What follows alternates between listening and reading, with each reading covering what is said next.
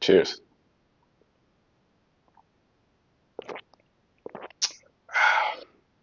Got some Sierra Nevada action going. It's actually one of my favorite beers. That's good. In my favorite pint glass.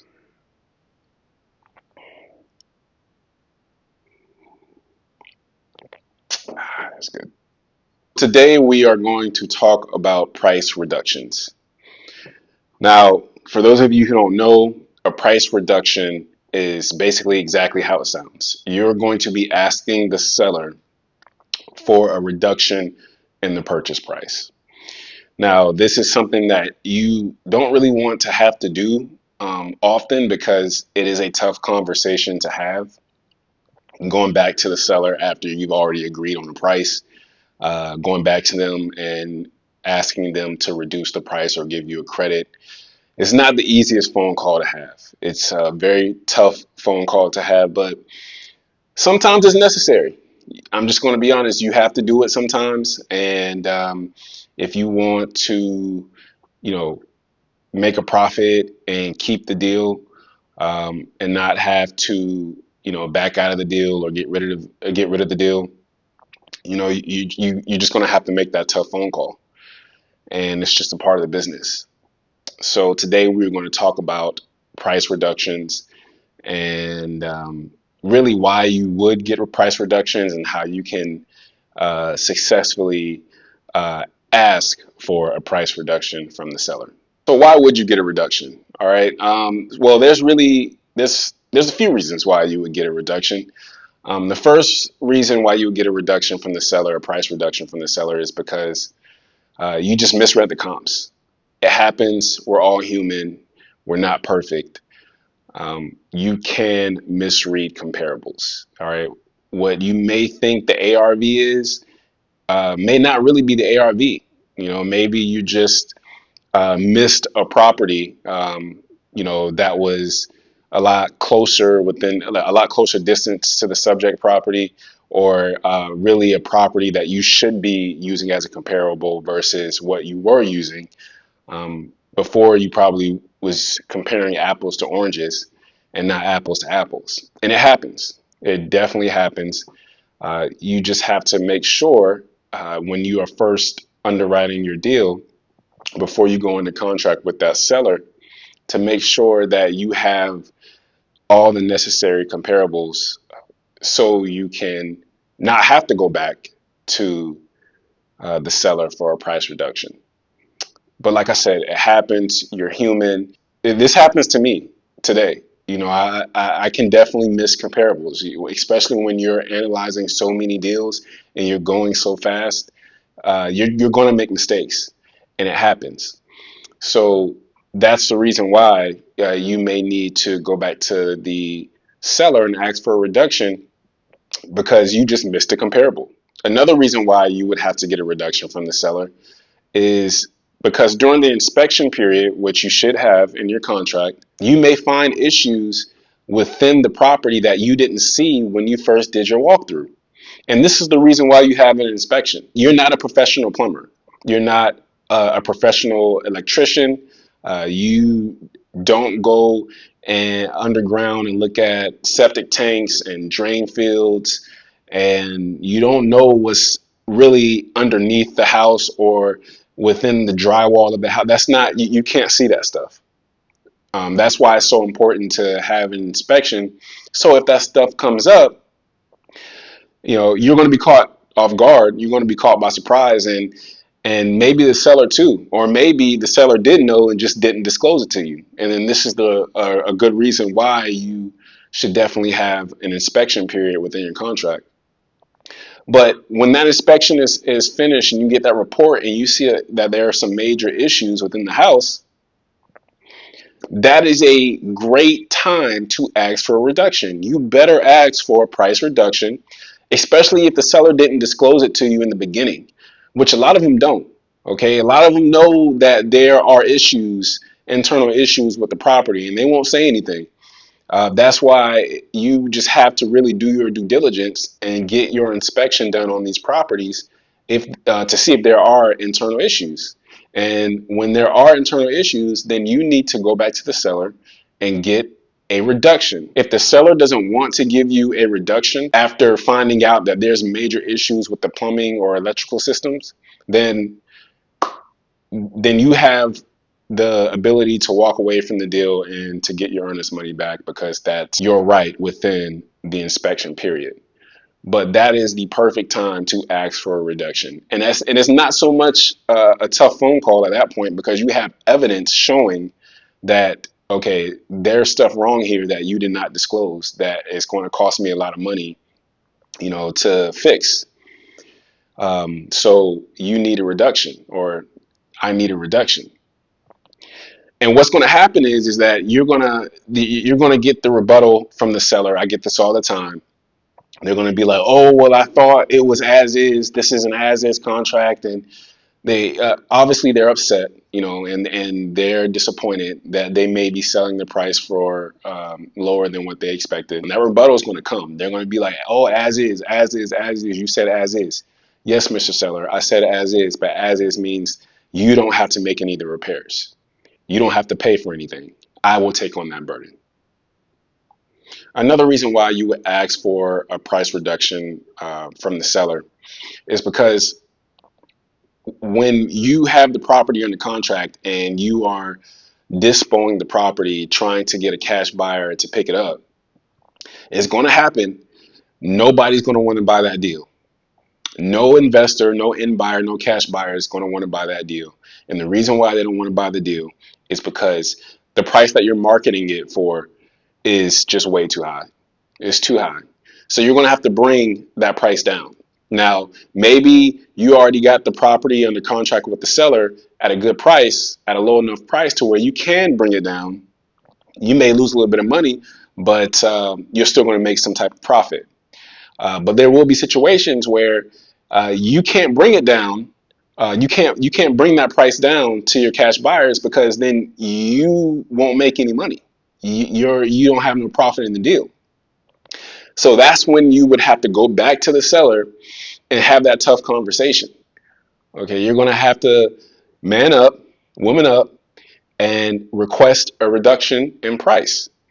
And now, how you go about that, how you want to talk to them about it, you are upfront with them in the beginning, and we're telling them that, hey, like I know some buyers who may want this, and it's a little bit easier of a phone call, because then you can just tell them, hey, like no end buyer, no cash buyer is going to is going to buy it at the price that I'm marketing at. So I'm going to need to get a lower price. I'm going to need a price reduction. Okay. Or if you didn't tell them that you were wholesaling it, then that's when you use your inspection. Okay. That's when you try to find something within the property that needs to be fixed, and you ask for a reduction on that item that needs to be fixed. If it's a major plumbing issue, then you need to ask for a reduction. If it's electrical, ask for the reduction. And then if the property is fine, and you can't ask for a reduction due to the inspection, then you just request a reduction. Anyway, the worst thing they can say is no. And I'm just being so transparent right now. Literally, the worst thing they can say is no. All right. If they're going to tell you no, okay, fine. That's fair. I understand, Mr. or Mrs. Seller. And then move on to the next deal. But it happens. It's a part of the business. Okay. But you want to make sure that you are asking for these reductions in these situations, because you don't want to miss out on the opportunity. If you don't ask for the reduction, then there's no opportunity. Okay, you miss 100% of the shots you don't take. Now, I want to talk a little bit about the inspection process before requesting the reduction. When you are having the inspection done, it's best to have someone that you know, or like whether it be an employee, a friend, or it's best to have somebody out there at the inspection, because then you really know what is wrong with the property. You see firsthand the issues that you have with the property. And if you have a contractor, if you think you might be flipping this thing, or just it's kind of getting an idea. Just bring a contractor so you know exactly how much the repairs are going to be. Because then when you're marketing it to your end buyers, at least you have an idea. You can tell, you can put in your marketing that it's going to cost such and such amount to fix this property, and that's helpful. That's valuable to an inspector because they want to know or have an idea how much it's going to cost to fix the property because they may not be able to actually go out there and look. So they're counting on you to tell them. And that's why it's good to go out there with your contractor or an actual inspector and kind of see what's wrong with these properties. Now, after you all have walked through the property and done your inspection, then you're going to want to get a proposal from that inspector or that contractor in writing, itemized, showing everything that's wrong with the property and how much it's going to cost, to fix these issues. Having this proposal, having this invoice is going to make that reduction cost so much easier because now all you have to do is really email that invoice or email that proposal over to the seller and tell them, hey, look, here is a legitimate inspection. Here is a legitimate contractor walkthrough. And this is what's wrong. And this is how much it's going to cost me. And having that evidence, having that proof is going to really make it easier to get that reduction because they're going to see like, okay, the roof is going to cost $15,000. All right. Or the plumbing, the plumbing inside the property is all cast iron. It has to be replaced with PVC piping. This is going to cost $10,000. So they have a visual of really the issues with the property and a visual of the cost of the repairs. So, it just makes it easier so you can get the reduction. So when you are asking for a reduction, when you have that inspection period, make sure you are walking the property, make sure you have an actual contractor or inspector so they can give you a legitimate invoice or proposal.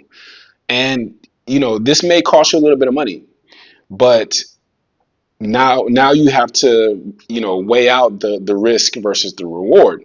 If you really think you can get a reduction, then it might be worth paying some money to an inspector or for your contractor to go out there and walk the property and give you a proposal, because you may be able to get a really big reduction and in return be able to make a lot of money. So just fill out the situation, establish relationships with contractors, inspectors, so they may not charge you the full amount to go out there, right? So just make sure you have a legitimate invoice or some type of document showing why you need the reduction.